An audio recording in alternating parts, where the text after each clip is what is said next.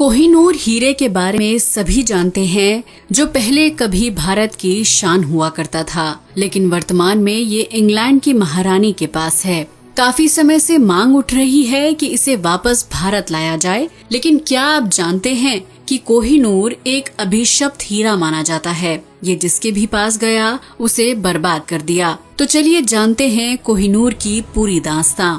Hello friends, मैं हूँ Shweta Singh. Universal facts की दुनिया में आपका स्वागत है। कोहिनूर दुनिया के लार्जेस्ट कट डायमंड्स में से एक है। इसका कैरेट वजन 105.6 कैरेट्स है। हालांकि इसके मूल वजन का रिकॉर्ड किसी के पास नहीं है, लेकिन वर्तमान में इसका सही वजन 186 ओल्ड कैरेट्स है। इसे भारत के आंध्र प्रदेश के गोलकुंडा की एक खान से निकाला गया था, लेकिन अब ये ब्रिटिश क्राउन का हिस्सा है। इसकी मालकिन एलिजाबेथ II हैं। कोहिनूर का अर्थ है आभा, यानी रोशनी का पहाड़।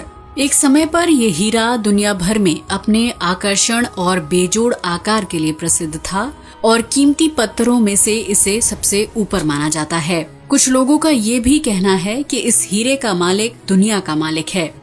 कोहिनूर का सफरनामा। कोहिनूर ऐसा बेशकीमती हीरा है जिसने कई देशों की सैर की और आखिर में लंदन की महारानी के पास जा पहुंचा। कोहिनूर हीरे का इतिहास काफी पुराना है, करीब 5000 साल पुराना। इसके बारे में पहली जानकारी 1304 के आसपास मिलती है।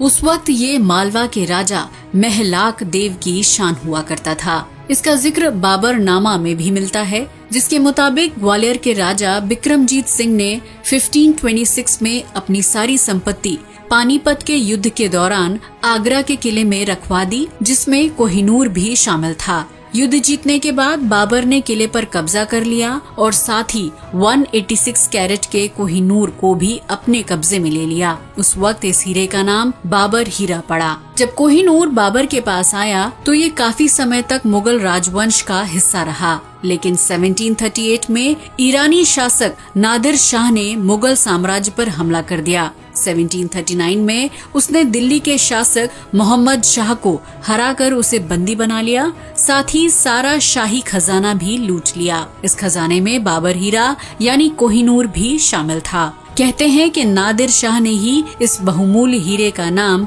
कोहिनूर रखा।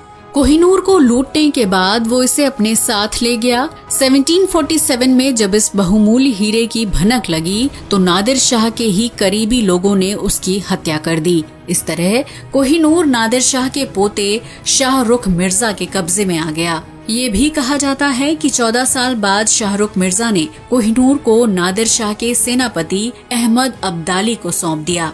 दरअसल अहमद अब्दाली ने उसकी काफी मदद की थी। इस तरह जब कोहिनूर अहमद अब्दाली के हाथ लगा तो वो उसे लेकर अफगानिस्तान पहुंचा, जहां ये हीरा अब्दाली के वंशज के पास रहा। बताते हैं कि जब अब्दाली का वंशज शुजा शाह कोहिनूर के साथ लाहौर पहुंचा तो उस वक्त पंजाब में सिख राजा रणजीत सिंह का शासन हुआ करता था।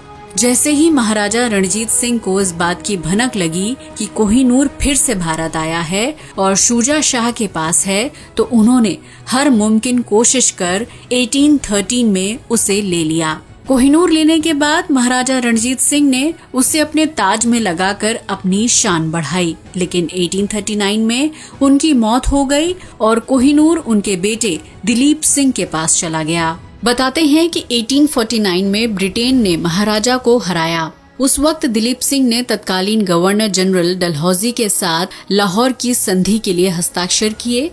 संधि के मुताबिक कोहिनूर को इंग्लैंड की महारानी को सौंपना पड़ा। इसके बाद लॉर्ड डलहौजी 1850 में कोहिनूर को लाहौर से मुंबई ले आए और फिर उसे लंदन भेज दिया। 3 जुलाई 1850 में इसे बकिंघम पैलेस में महारानी विक्टोरिया के सामने पेश किया गया।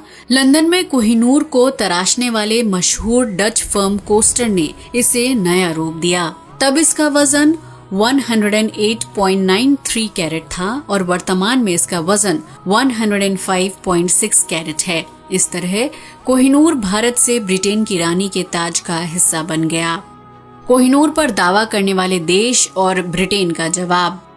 समय समय पर कई बार कोहिनूर को वापस लाने की मांग उठी। साथ ही कई देशों ने भी इसे लेकर दावे किए, लेकिन ब्रिटेन ने उन्हें एक सिरे से खारिज कर दिया। ब्रिटेन का दावा है कि ये हीरा कानूनी आधार पर उन्हें दिया गया था। भारत के अलावा पाकिस्तान, बांग्लादेश और दक्षिण अफ्रीका कोहिनूर को लेकर दावा करते हैं। 1976 में पाकिस्तान प्रधानमंत्री जुल्फिकार अली भुट्टो ने इसकी मांग की थी, लेकिन ब्रिटेन ने खारिज कर दी।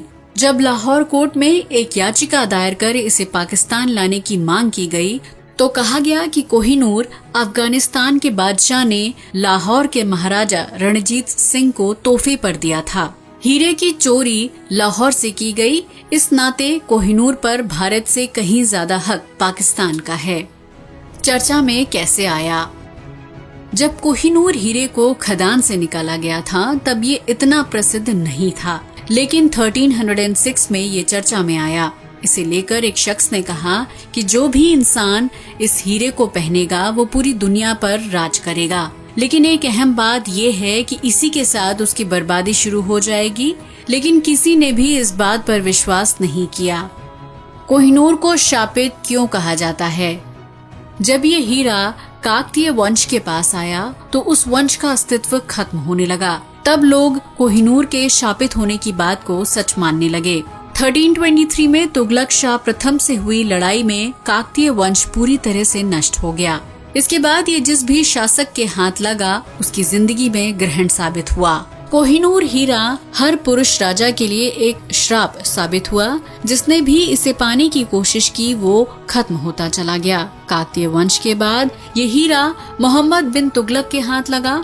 16वीं शताब्दी के मध्य तक रोशनी का ये पहाड़ यानी कोहिनूर मुगलों के पास रहा, लेकिन मुगल सल्तनत की सूरज को इसने डुबो दिया। शाहजहां ने इसे अपने सिंहासन में जड़वा दिया, लेकिन इसके बाद उसकी उल्टी गिनती शुरू हो गई। शाहजहां के बेटे औरंगजेब ने शासन अपने अधीन करते हुए अपने ही पिता शाहजहां को बंदी बना लिया था, जिसे कोहिनूर से जोड़कर देखा जाता है।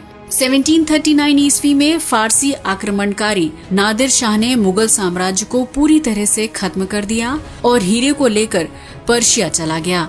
बाद में नादिर शाह की भी हत्या हो गई और कोहिनूर अफगानिस्तान के शहंशाह अहमद शाह दुर्रानी के पास चला गया और आखिर में ये दुर्रानी वंश का काल साबित हुआ।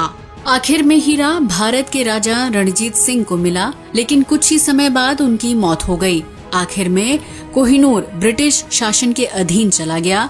इतने सारे शासकों के अंत के बाद सभी ने मान लिया कि कोहिनूर का किसी न किसी श्राप से जरूर संबंध है। जब इस श्राप के उपाय ढूंढे जा रहे थे तो सामने आया कि अगर ईश्वर या कोई महिला कोहिनूर को पहनती है तो ये श्राप खत्म हो जाएगा। इस तरह ब्रिटिश शासन ने फैसला लिया कि इसे कोई पुरुष नहीं बल्कि महिला ही धारण करेगी। आखिर में किंग जॉर्ज की पत्नी क्वीन एलिजाबेथ के क्राउन में कोहिनूर को जड़वा दिया गया। इस तरह कोहिनूर एक बेशकीमती और आकर्षक हीरा तो था, लेकिन इतिहास में ये काफी खतरनाक भी साबित हुआ। आज के लिए बस इतना ही। वीडियो अच्छा लगा हो तो इसे लाइक और शेयर करें, साथ ही चैनल को भी सब्सक्राइब करें। जय हिंद दोस्तों।